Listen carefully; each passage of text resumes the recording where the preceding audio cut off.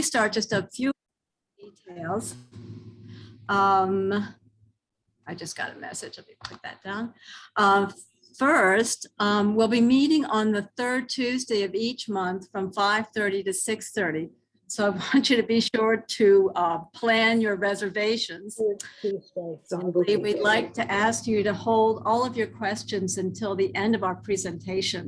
And we've set aside plenty of time for those. Here, can you bring me a pencil and paper quickly out of the drawer? Lastly, I'm going to mute you, Susan. Lastly, the reason I think most of you are here is our Bernie Mitten raffle. The drawing will take place at the close of the meeting, and everyone present then is a potential winner.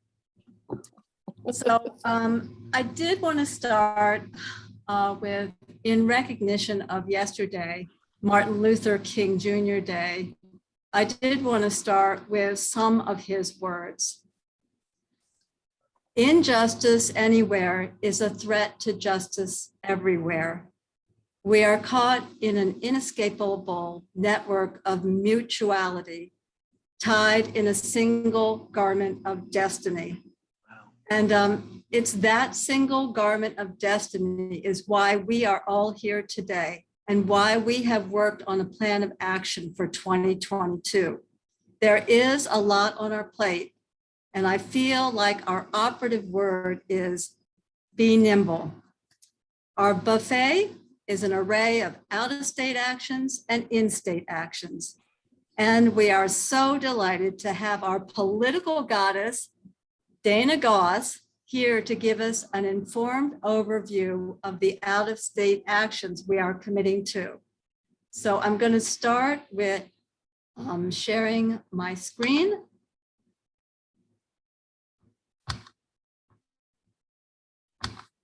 Can everyone see that? Looks good. Yep. Okay, so I think we're ready to get going.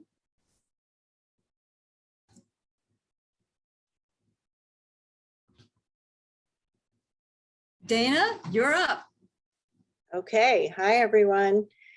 I am really happy to talk to you tonight about Lean Left Vermont and how Indivisible, Mad River Valley, and Lean Left plan to work together this year. So just for a little background, since 2017, Lean Left has worked out of state to support and protect the vote and to build democratic power at the local, state, and federal levels. And this year, Lean Left is going to be laser focused on just 4 states, New Hampshire, Wisconsin, Pennsylvania, and North Carolina. So Indivisible, Mad River Valley, and Lean Left Vermont have worked together for years. You all know us, and we'll be working together again to support our chosen sister state of North Carolina. So we intend to be very focused in our efforts so that we can make the most of our time and so that we can have the most impact for North Carolina. So let's talk about why North Carolina. Democrats had high hopes in 2020, but unfortunately, North Carolina did not see a win for the presidency or for the Senate seat that was up. Plus, they lost ground in the General Assembly. But the good news is that the grassroots groups and the North Carolina Dems immediately set out to learn from their mistakes, and this theme came up, and the theme was organize early and organize everywhere. In 2021, they stepped up their efforts to build their programs and reach out to voters in all corners of the state that had previously been ignored, and they saw success. 2021 local elections saw a whole bunch of Democrats taking office, including Durham's first black woman mayor, the first Black mayor of a town called Zebulon, the first Black woman commissioner of another town in North Carolina, as well as the youngest elected official in the state. So what's in play in 2022? Let's see. So more than 1 million eligible voters of color did not vote in North Carolina in 2020. More than 600 50,000 Democrats didn't vote, although the state had a record turnout overall. As we all know, voter suppression and gerrymandering are threatening fair representation at all levels. North Carolina will elect all general assembly seats. And right now, both the state Senate and the state House are currently held by Republicans. There are 2 Democratic state Supreme Court justices up for re-election. And with the current makeup of the court 4-3, a loss of even one of those seats flips that control of the court to the Republicans. North Carolina gained a congressional seat following the 2020 census, and they now have a total of 14 seats up for election in 2022. The current makeup is 8-5 Republican, and there is a Senate seat in play. Senator Richard Burr is retiring, and that race will be one of the most closely watched races in the country. So what we'll be doing, I want to start out by saying that you don't need to take notes here. I'll give you links to some of the info that I am about to go over. Jeb's going to send out a follow-up email, I believe, tomorrow. And you'll get some links in that email. So don't worry about keeping track of all this. The most important thing we can do, in my opinion, as activists, is to be selective about our work, to spend time on actions that are, going to ensure democratic success at the state and federal levels. So if you have only 1 hour per week to give, I really encourage you to choose the most impactful action that you can.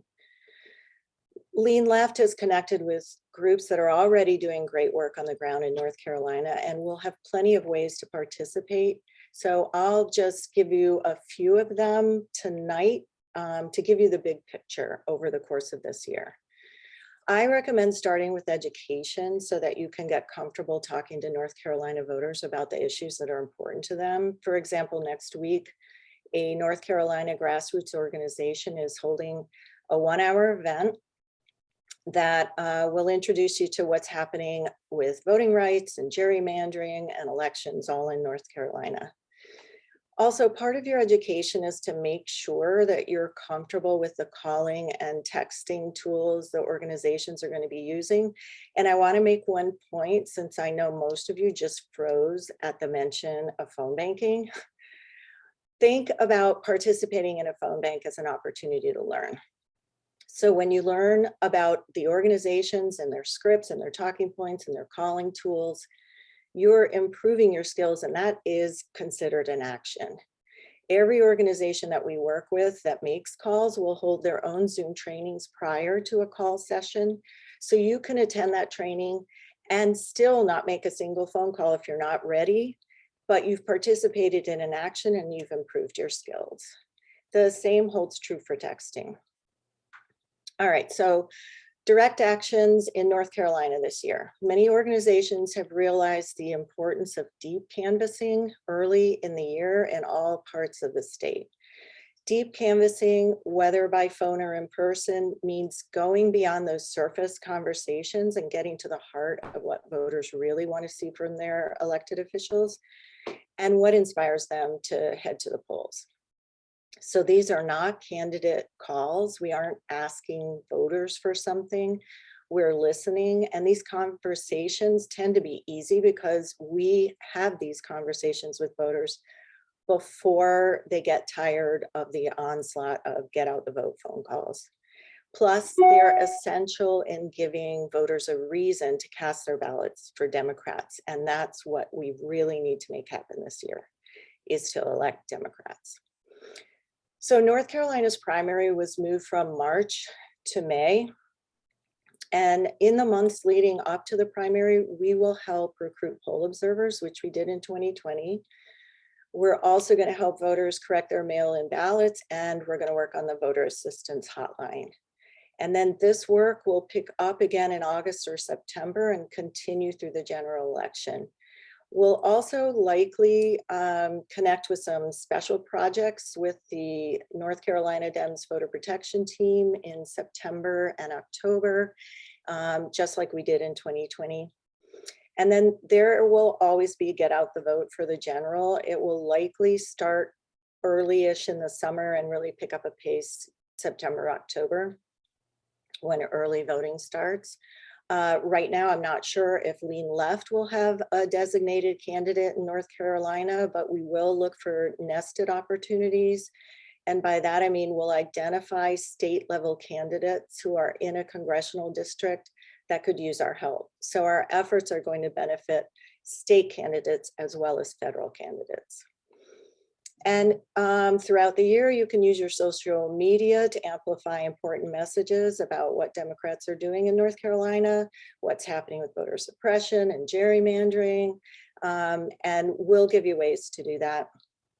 You'll also have ways to donate to organizations and candidates in North Carolina through the Lean Left Giving Circle, and more information will be coming on that. And then finally, we have some opportunities to write postcards, but they may not be specific to North Carolina. There will likely be fewer opportunities to write postcards.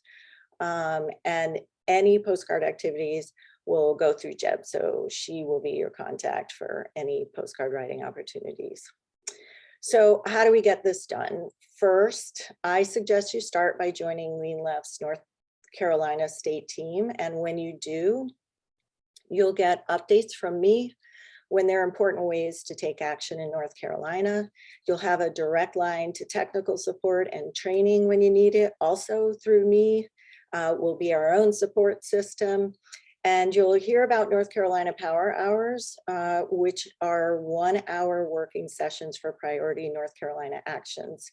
And if you attended the 2020 Resistance Cafes, you'll know what that sense of community means and how important it is to keeping us focused on quality actions over time.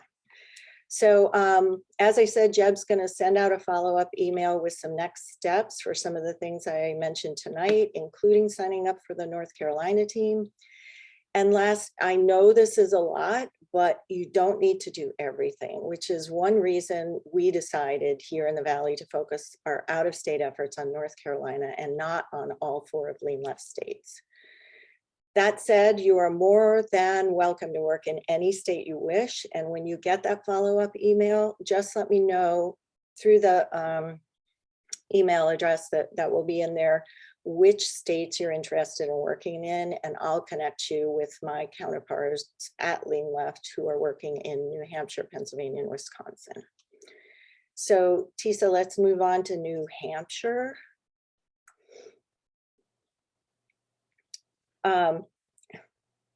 We don't need a map of New Hampshire. We know what it looks like. So while North Carolina is our sister state, the one thing we're not likely to do is door-to-door canvassing way down in North Carolina. And since we already have a voter suppression state right in our backyard, we've chosen to add canvassing in New Hampshire as one of our additional out-of-state actions. So let me tell you what I know about New Hampshire. In 2020, New Hampshire was the only state whose legislature flipped from blue to red. There's been a disturbingly effective effort to install very conservative legislators at all levels of state government. And in addition, there's been pressure on town election officials and volunteers to resign. So conservative representatives can be put in place in the election offices. So combined with a Republican governor and executive council, the state has been quite successful at suppressing the vote and tearing down progressive policies. And also gerrymandered maps, which were condemned even by past Republican legislators in New Hampshire, could result in Chris Pappas losing his House seat. And Republicans are very focused on Maggie Hassan's Senate seat. So we'll keep you up to date on canvassing opportunities in New Hampshire for the summer, but just be aware that there are also other opportunities to phone bank, work the hotline, work on behalf of candidates. So as a reminder, while North Carolina is our sister state, Lean Left will be working on multiple levels in New Hampshire, Wisconsin, and Pennsylvania as well. And you are more than welcome to join us. So look for that follow-up email, which will have ways for you to indicate your states of interest. Thanks. Okay, so now we're going to talk about in-state actions.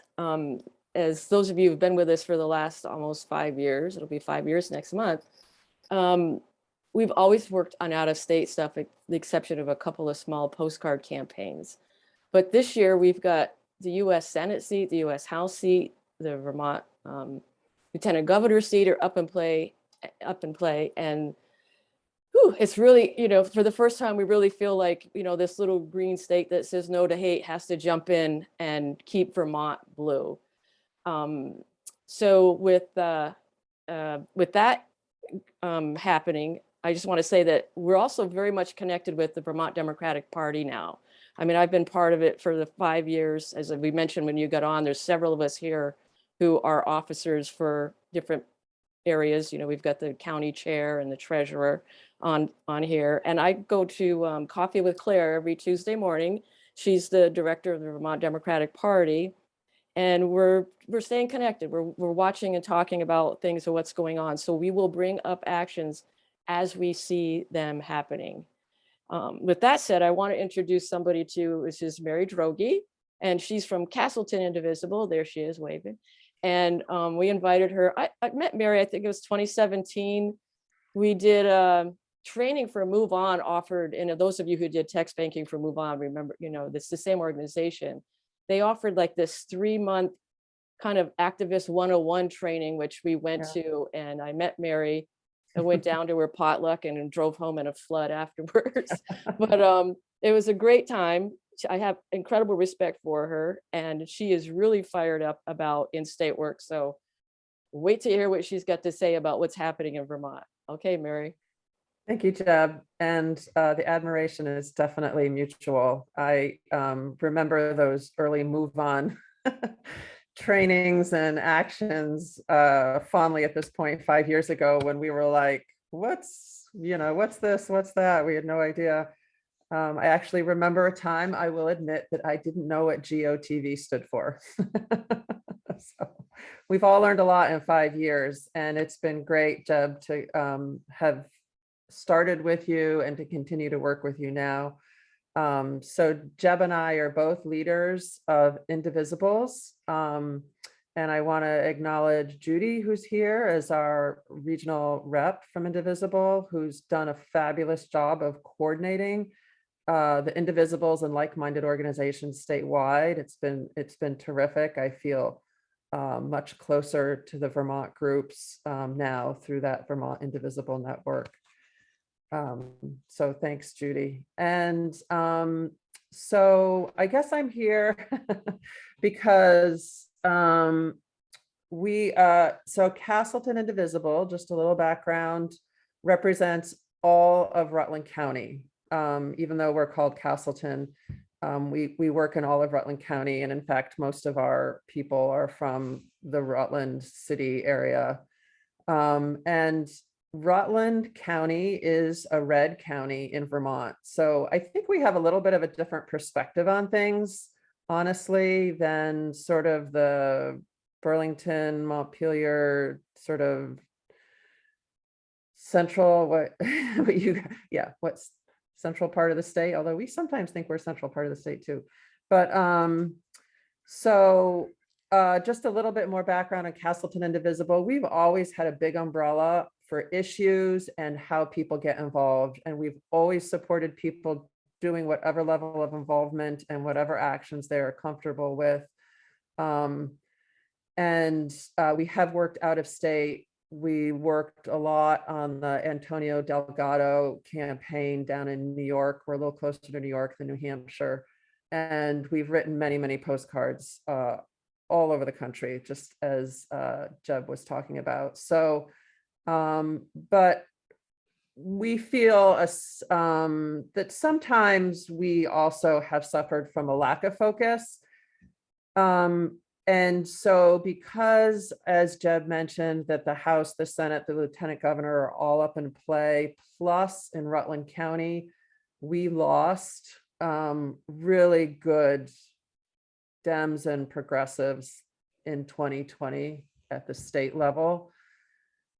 We're going to focus this year on in-state priorities. And so we've been talking to Judy, who's going to help us get some trainings made available to us on canvassing specifically. We actually did a lot of canvassing in 2018 with Rights and Democracy. And so there's a core of us who did it before COVID set in. And I think that really is valuable experience, because it sounds pretty scary, but actually I really learned to enjoy it. I really like talking to people, and most people, I never had anyone be super mean. It was just, some people would just say, no, thanks, close the door. But what I have come to learn is that canvassing is the #1 most efficient and most effective get out the vote strategy there is. And this is proven in research. And so we really want that to be our focus. Of course, we're going to have other get out the vote strategies. We will postcard for statewide folks. We've postcarded for our local folks. We do honk and waves, and we do literature drops, all those things, tabling at events. But our real focus is going to be canvassing, and we're going to come up with a series of trainings. And I'm really excited. I hadn't realized that Indivisible gives you access to the big voter database for free if it's not for a candidate. And so we can select lists of people to go and talk to via canvassing that will initially be a very friendly audience. So that's the sort of issues canvassing, or for us, it will really be practice canvassing. And it will start off with a very friendly, very democratic audience, or group of folks that we'll go to. And then we'll work up to, of course, the folks. I think that our key target will be the folks who vote, who are Democratic, but don't tend to vote in the midterm, because that's going to be like our most likely group to get out. And we want to do all this in coordination with everybody, the VDP, Rights and Democracy. We don't want to be at odds. There's just not enough volunteers to go around for that. And I think, just in closing, because I know we're way over, I just want to emphasize that there are two huge advantages to canvassing, and canvassing for your own state on your own issues and your own, your own government, your own politicians, is that it's going to help us build local community. And it feels so much more authentic. I did some out-of-state canvassing, and it's great, and I felt really good doing it, but I feel so much better and authentic canvassing for my own state and my own candidates. So that's our pitch. I think Jeb might even be interested in some of her folks, if you're willing to come down and help us in Rutland County. I haven't really pointed out this graphic that you've all been staring at, but this is from the Vermont Democratic Party, and it really speaks to the changing demographics in Vermont and how we have our own urban-rural divide. And I guess I'll just close by saying, I really think that if we don't think that one of these three important seats, the Senate, the House, or the Lieutenant Governor, couldn't go to a moderate Republican, then I think that, I don't think that's true. I think it could. It very much could. And look, we have a very moderate Republican governor who is only in office because Democrats vote for him. So we could, the national Republicans are going to be hot after those two seats, and they're going to pour money in. And I think we have to work really hard in state too to keep these three seats in the Democratic column. So that's my pitch, and I'll wait for questions after. Thank you. Thank you so much. I'm going to jump in before we go to the next slide, because I just want people really look at these two pictures here of Vermont and understand what it's saying. It's saying that, you know, in 2012, look how blue we were. There was a little bit of red. We are moving more red in every single county except Chittenden in Vermont. If that doesn't scare you enough to think about Vermont politics, then I don't know what will. And that's just what I want to leave with you. Tisa, take it away. Mary, thank you so much. We're so happy to have you here and for giving us that really great explanation about what are we calling it, Red Rutland? Red Rutland. Oh. Okay, so I'm having a little bit of trouble here. Okay. And I apologize for I'm not as effective with screen sharing as some other members of our group. But I did want to add that there is one other action that we're going to be paying attention to. I know it seems like we've got a lot to think about, but this is important, and it's the Vermont Reproductive Liberty Amendment, which is going to be a Vermont Democratic Party priority in 2022. And where that stands right now, and this will be an amendment to the Vermont Constitution. So it has traveled a different road than other legislative bills. So where it is now is it will be voted on again in this legislative session, probably sometime in April. And if the House passes this amendment again, which we are going to work very hard to make sure it does, it will then appear on the ballot in November. And so that's where we're going to do another big push to vote yes in November on your ballot for this amendment to our Constitution. So, and Vermont would be the leader on this type of legislation. And so we want to be that leader. So I hope Do we expect the governor to veto it? I don't have the answer to that. But what I'll do is let's go to where we are. On our agenda, and we'll see if we can get some answers to those questions at a time for you. So Jeb, are you going to talk a little bit more here? I'm going to do it quick because I know we're running late. So Yeah. For those of you who don't know, every Friday we have Filibuster Friday tweeting activities, and we have the Birds the Word Twitter team. I would love to get 5 or 15 more people to join us so we have a bigger impact, and it can't be any easier. I basically create the tweets. You don't even have to think about what to tweet. I send you a document, you click on the link, you hit the tweet button, and off it goes, and it amplifies our voice. The other thing is to just repeat what Tisa is saying about being nimble, nimble, nimble. Means that we're going to be looking throughout the year for whatever comes up. And so even though we're saying North Carolina and, you know, we're going to do Vermont stuff, there's going to be other things, postcarding and other things.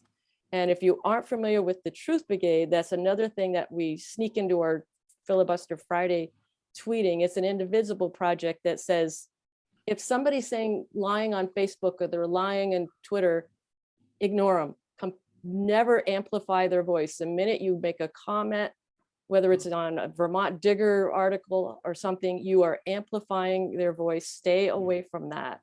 Instead, turn the positive around, turn it into a Truth Brigade tweet that says, the truth is this, and then make your separate point of action. And so that's another thing that we're working through. If you're interested in learning more about that, get back to me and we're going to hook you up to understand how it works. And next slide.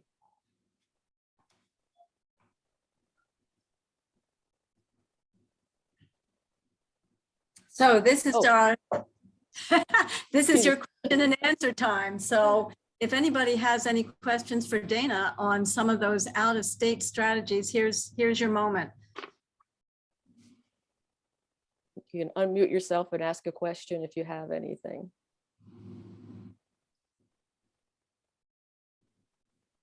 I guess we answered everybody's questions. I think Dana did such a good job. Nobody has any questions, which is great. Any questions on the in-state strategies? Jeb will try to field those. Susan?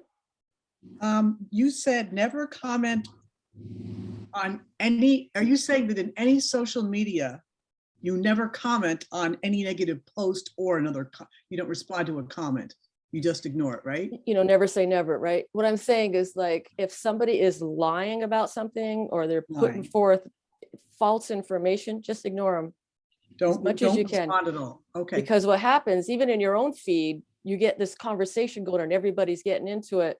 yeah, And you just, what you need to do is create your own post that says, you know, Ah. the big lie is a lie, and this, you know, whatever, right? Kind of thing. okay. It's I just, see. and it's most, you know, when we're tweeting, we don't comment on somebody. We just don't get that energy going, you know, don't, Okay, because it That's a happens good as it tip. spreads, right?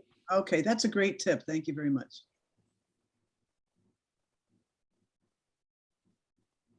Anything else? Shall we move to see if anybody has questions about Red Rutland? I would just like to say the in-state strategies and Mary's presentation, I really agree.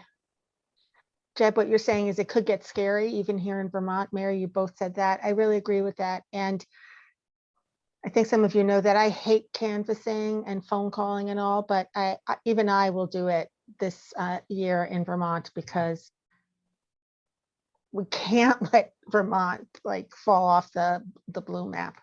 Yeah, I can't. And Judy, I remember, you know, I was nervous about leafleting. Remember when we leafleted in the rain that day? Yeah. I ended up having fun, you know? It's like, I'm happy to like go and drive and do some, I just don't, I don't know. I just don't really like the like knocking on the door part. But Jeb, you once said to me, come on, we do it together and it'll be fun. And you're right, doing it together makes all the difference in the world. And I just want to thank all of you for all the groundwork you're doing to make this doable for the rest of us. thanks, Thank Judy. you, Judy. And I do want to emphasize, thank you for bringing that up. You always do it in pairs. You never go alone. And I will just add that so my canvassing in 2018 got me comfortable enough doing this thing that I thought I would never be comfortable doing, that I actually worked for the census last year. And again, I never had anyone be mean. I mean, people, and that was not like a select group of Democrats, right? Like you go to the doors they tell you to go to. And it's just, some people might be rude, but I never, I just think I think it is not as scary as we actually think it's going to be. And you can have some great conversations, and that added benefit of building community and just meeting people who are different than you, it's just really valuable. Do you think that with the heated political environment, it might get maybe a little less pleasant from time to time, but still, it still needs to Well, be it was done? pretty heated last year, right? Well, let's see. Yeah, I We think it's finished getting the worse census. though. It is getting worse, but Yeah, but it should, yeah, but I'm not trying to discourage, like I'm saying, I'll go out there. So I'm not trying to yeah, discourage I anybody. really appreciate you. Um, your And I do want to confidence. also, I forgot to say, I put it in the chat, but I want to put a shout out for everything also that Jeb does to make tweeting very easy. I only use Twitter because of Jeb. And I take a few minutes every Friday and I do it. And in fact, because I started the account and I do it, sometimes now when I get things like from other, like ACLU or Planned Parenthood or whatever, and they say, please tweet this, like I'll do that too. It's super easy. And you don't get lost in the morass of Twitterverse if you don't want to. You just pop it on and you can be done. Yeah, it's pretty easy. Can I say a word in favor of in-person canvassing? 2008, with Obama's first campaign, was one of the most fraught times.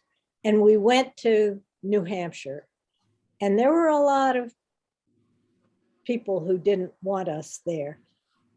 But I'll tell you, the sense of camaraderie among the canvassers and the laughs that we had afterwards.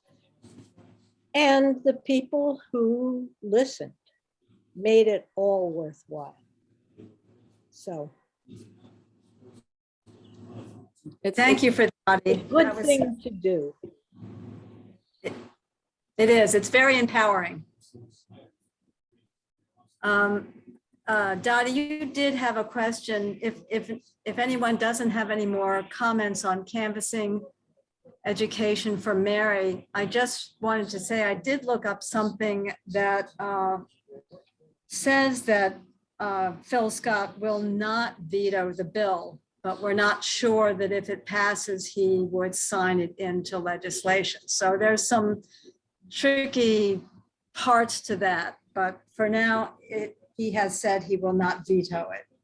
Now, does the fact that he says that he won't sign it mean a pocket veto, which doesn't count? I'm not sure that I understand how that works. What I'll try to do is do some more research and find out exactly what the possibilities are. But I thought that once it passes this last round in the legislature, because it's gone through twice and it goes out to the people, that's what decides it. It's not my understanding that the governor gets to do anything about it. That's what I think too, but I want to, Yeah. we have all, I mean, I've done a couple of the Planned Parenthood trainings on this, and I have not heard anything about the governor weighing in, that the changing the constitution, the process is it goes through 2 bienniums of the legislature, then it goes out to the people. If we vote for the amendment, then it's an amendment. correct. And we need to get out the vote. That's going to be the critical piece, Dottie, and Planned Parenthood says we can't assume that it's going to pass the people, because like we we're talking about on national elections and, you know, even our own state elections, the conservative Republicans are going to put in so much money in opposition because they want to kill us. I was on one call that some people from another state, I forget which states, but all over the country, a Planned Parenthood thing, and other states were saying, Vermont, we're looking to you for our inspiration. We're hanging on because of you, right? And so the reverse of that is going to be that the opposition is going to want to kill this in Vermont, right? So Right. it could be nasty. Yeah. Tisa, could you stop screen sharing just so we can all see each other Yes, just for a sec? And I'll grab Yes. it. I'll grab the screen sharing. There we go. So that was Prop 5. Any other questions for Bill? Planned Parenthood has created a podcast series that I shared this morning on Coffee with Claire, and I cannot remember. I could put it up in the chat if I can find it again, which I assume I can. That is very well done and has some local folks on it. So If you want to send me that about link, Prop 5. if you want to send me Yeah. that link, Dottie, I can put it in our newsletter tomorrow. We'll do it. Okay. I'll do it after this session. Cool. Any other questions or comments?